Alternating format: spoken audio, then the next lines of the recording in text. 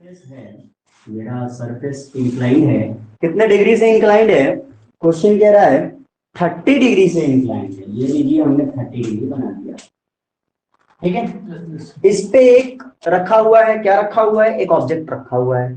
Object जैसे हम लोग रखते हैं वैसे ही, जैसे पहले रख रहे थे ना अभी, वैसे ही यहाँ से एक लाइन गई, ये आर हो गया हमारे लिए, ये पी कर रहा है, खींच रहा है ना। और ये जो पी है वो इसके वेट कंपोनेंट एंड फ्रिक्शन है, और ये जो है डब्ल्यू कॉस थीटा है, ये वेट है।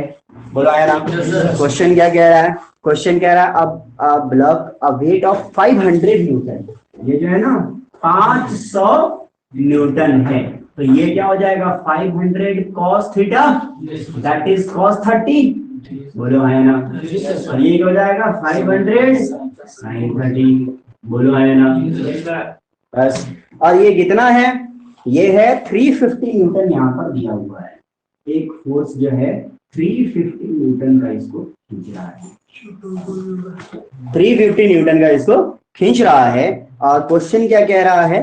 क्वेश्चन कह रहा है, अब इसमें देखिए थोड़ा सा मैं कॉन्सेप्ट बता देता हूं तुम्हें। जब हम ऐसे थे तो हमारे पास इस तरफ F था और इस तरफ P था, ठीक है। लेकिन जब हम ऐसे हैं तो यहाँ पर दो फोर्स लग रहा है। एक तो ये F लग ही रहा है, दूसरा वेट की वजह से भी तो स्लाइड कर रहा है ना। समझ रहे हो मैं क्या कह रहा हूँ? एक तो फ्रिक्शन लग ही रहा है, दूसरा इस वेट की वजह से भी जो स्लाइडिंग हो रही है। तो यहाँ पर दो फोर्स लग रहे हैं। एक अपना F फ्रिक्शन वाला जो नीचे तरफ आता था, इसमें भी था फ्रिक्शन। अगर हम इधर खींच रहे हैं तो फ्रिक्शन इधर लग रहा है, तो उसी तरह से अगर हम उधर खींच रहे हैं तो फ्रिक्शन उल्टा लग रहा है। बोलो आया ना? बहुत अच्छी तरह से पढ़ चुके हैं कि जब हम एक तरफ खींचते हैं तो फ्रिक्शन किधर लगता है? दूसरी तरफ लगता है। तो इसमें ध्यान से समझोगे तो समझ में आएगा। इसमें एक तरफ अगर फोर्स हम दे रहे हैं, जिस तरफ लोड दे रहे हैं उसके जस्ट अपोजिट दो फोर्स लग रहा है। इंक्लाइंड सरफेस पे दो फोर्स लग रहा है। कौन कौन सा? एक अपना फ्रिक्शन और दूसरा अपना इस वेट की वजह से जो फोर्स लग रहा है, वेट का जो कंपोनेंट है वो। समझ में कि मैंने क्या बोला? अगर मैंने इसको दो तरह से खींचा ना, इसको मैंने अगर खींचा इंक्लाइन सरफेस पे खींचा, नॉर्मल सरफेस पे खींचेंगे ना तो जिस तरफ खींचते हैं उसके अपोजिट में फ्रिक्शन लगता है। तो सिर्फ एक ही फ्रिक्शन लग रहा है, जिस तरफ हम खींच रहे हैं उसके जस्ट अपोजिट में एक फोर्स। एक तरफ खींचो दूसरी तरफ फोर्स लगा, तो ये वाला कंडीशन है। लेकिन अगर इसी को स्लाइड कर दें तो जिस तरफ हम खींच रहे हैं, इधर खींच रहे हैं तो फ्रिक्शन इधर लगेगा, उल्टा में इधर हम खींच रहे हैं फ्रिक्शन उधर लग रहा है, तो इधर हम खींच रहे हैं फ्रिक्शन इधर लग रहा है। एक फोर्स फ्रिक्शन लग रहा है, दूसरा फोर्स जो है ना इधर ही वेट की वजह से इसका कंपोनेंट है। तो वेट की वजह से भी तो स्लाइड कर रहा होगा ना। हाँ सर।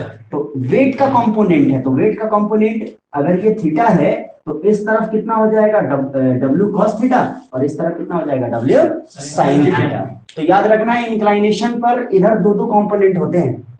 कितने होते हैं? दो कंपोनेंट होते हैं। तो चलिए हम देख लेते हैं कि ये दोनों आएंगे कितने, देख लेते हैं। तो एक आएगा F और दूसरा आएगा 500 इंटू साइन 30। आएगा नहीं आएगा? और वो बराबर किसके हो जाएगा? P के। बोलिए आया ना? इस तरफ दो फोर्स, उस तरफ एक फोर्स, कोई दिक्कत है? तो इस तरफ अगर दो फोर्स हैं तो देखिए 500 साइन 30 प्लस ये F यानी फ्रिक्शन इज इक्वल टू इस तरफ दो फोर्स और इस तरफ एक फोर्स। एक फोर्स कितना? 350 न्यूटन। कोई दिक्कत है? नहीं होगा मेरे ख्याल से। अब ये जो F है इसी का ना फॉर्मूला पढ़े थे, म्यू इंटू आर पढ़े थे। तो म्यू इंटू आर रख सकते हैं वहां पर। तो म्यू इंटू आर अगर रखिएगा तो 500 sine 30 plus mu into R is equal to 350।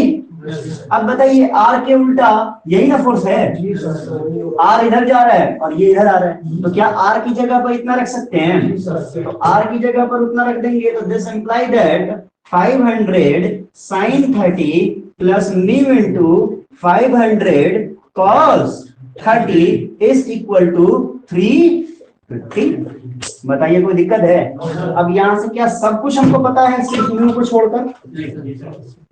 सब कुछ पता है हमें म्यू को छोड़कर, तो हम आराम से निकाल सकते हैं। कैसे निकालेंगे भाई? निकालिए। 500 कॉमन ले लिया, यहाँ बचा साइन 30 प्लस म्यू cos 30, बोलिए आया ना 350 जो है इधर 350 यहाँ रहेगा, 500 उधर चला जाएगा, तो बचेगा क्या sin 30 plus mu into cos 30 is equal to 350 divided by 500। बोलो है ना, मल्टीप्लाई में है तो डिवाइड में चला जाएगा, मतलब गुना में है तो भाग में चला जाएगा। अच्छा इसके बाद ये प्लस में है तो माइनस में चला जाएगा, इसको सोल्व कर लो। 5 से 35 5 दिए 50 7/10 mu into cos 30 is equal to 7/10 minus sin 30 की वैल्यू बता दो। अरे sin 30 की वैल्यू बता दो 1/2 गधे 1/2 mu is equal to mu into cos 30 is equal to 7/10 minus 1/2 1/2 ही ना होता है, एलसीएम ले लीजिए, एलसीएम ले ले और हम इसमें 5 × 5 कर देंगे, सबसे बेहतर होगा मेरे लिए 10 बनाने के लिए सबसे ज्यादा शॉर्ट यहाँ 10 है ना, इसको भी 10 बना दो। 10 बनाने के लिए 5 से गुणा करना पड़ेगा, नीचे करना पड़ेगा तो ऊपर भी करना पड़ेगा। सबसे ज्यादा शॉर्ट 7 में से 5 कम 5 हो जाएगा, 7 में से 5 जाएगा, ऊपर बच जाएगा 2 नीचे बच जाएगा 10, कटा दोगे 1/5 हो जाएगा। इससे ज्यादा आसान कोई कैलकुलेशन मुझे नहीं लगता, तुम्हें लगता होगा तो बता देना। Mu is equal to what 2/5 और cos थीटा इसमें मल्टीप्लाई है तो इसमें आगे डिवाइड हो जाएगा, cos 30 हो जाएगा। Mu is equal to 2/5 cos 30 कितना होता है √3/2 तो 2 ऊपर चला गया, बाई 2 था तो 2 ऊपर चला गया, 2 to 4 डिवाइडेड बाई 5√3 सोल्व कीजिए, जो आएगा वही हमारा आंसर हो जाएगा 4/5√3 4/5√3 को सोल्व कीजिए, जो आएगा वही हमारा आंसर हो गया, बात खत्म।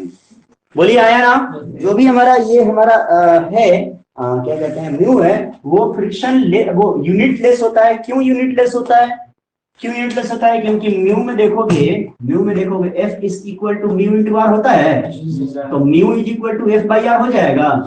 Mu is equal to F/R, F भी न्यूटन में आर भी न्यूटन में, न्यूटन से न्यूटन कट नहीं गया।